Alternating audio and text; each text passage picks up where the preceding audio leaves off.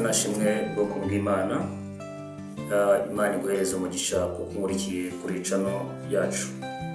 Nitwa Mr. Ernest cyangwa se Evangelist Ernest. Uyu munsi ndashaka kukubwira impamvu mvuga ubutumwa bwiza. Benshi barazi neza ko hari ibindi byinshi nshoboye kuba nakora, bakibaza ati ese ni iyihe mpamvu uvuga ubutumwa bwiza. Benshi bajya babibaza, ariko ndashaka kugira ngo uyu munsi musubize impamvu uvuga ubutumwa bwiza. Mvuga ubutumwa bwiza kugira ngo isi ihinduke.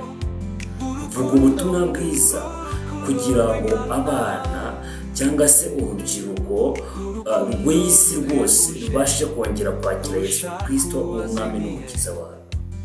Mvuga ubutumwa bwiza kugira ngo abantu bakuru, abana ndetse n'ababyeyi, abakecuru bose bakire Yesu Kristo nk'umwami n'umukiza wabo.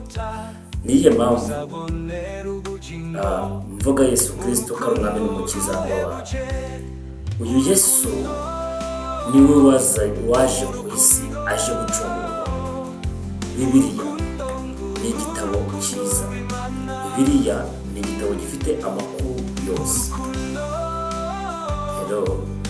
Bibiliya ndayikunda cyane.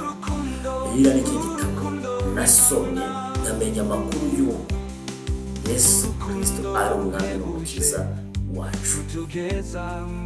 Ijambo ry'Imana muri Yohana 3:16 havuga neza kuko Imana yakunze abari mu isi cyane byatumye itanga umwana wayo w'ikinege kugira ngo umwizera wese atarimbuka ahubwo ahabwe ubugingo. Ndavugana nawe uyu munsi. Yesu yatanze ubuzima bwe kugira ngo uhabwe ubugingo.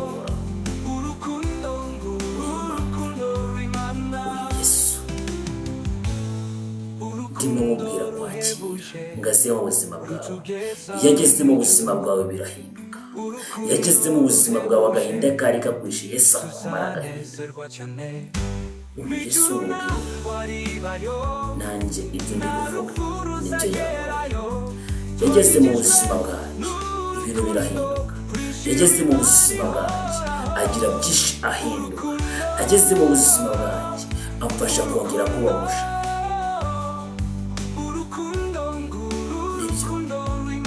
Yesu ndimo kukubwira ubutumwa bwiza.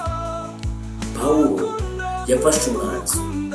Yari wa wundi warwanyaga Yesu, yarwanyaga abakozi b'Imana, yarwanyaga baba n'ibigo bigisha Yesu. Akimara guhinduka, Mwuka w'Imana akimara kumumurikira, Yesu akimara kumwiyereka, uyu Pawulo yatangiye kuvuga ubutumwa amanywa n'ijoro. Yatangiye kuvuga ubutumwa hirya no hino, ndetse abantu benshi barahinduka. Nawe uyu mugoroba, uyu munsi mvuganye nawe, ndashaka kugira ngo wumve ko ubutumwa bwiza mvuga ari ubutumwa bwo kugira ngo wakire Yesu Kristo umwami n'umukiza wawe. Birababaje kubona umwana w'umusore, birababaje kubona umwana w'umukobwa wa wundi biteye agahinda. Umubyeyi yaravunitse amwishyurira amashuri, ariga amaze kuminuza. Kubera Satani ari umwanzi amujyana mu bindi bikorwa bitari byiza. Reka uyu munsi dusorekera, reka nzagaruke mbabwira none impamvu mvuga ubutumwa bwiza, kuko ndifuza ko twese abantu twakira Yesu Kristo nk'umwami n'umukiza wacu. Tuzagaruke dusangire ijambo ry'Imana, tuzagaruke dukomeze tubane kuri channel. Ndakwinginze, ndifuza ko iyi channel tugiye kujya ducisha ibiganiro byo kwiga ubwoko bw'Imana. Tuzajya ducishaho ibiganiro byo kugira ngo wowe wakire Yesu Kristo umwami n'umukiza wawe.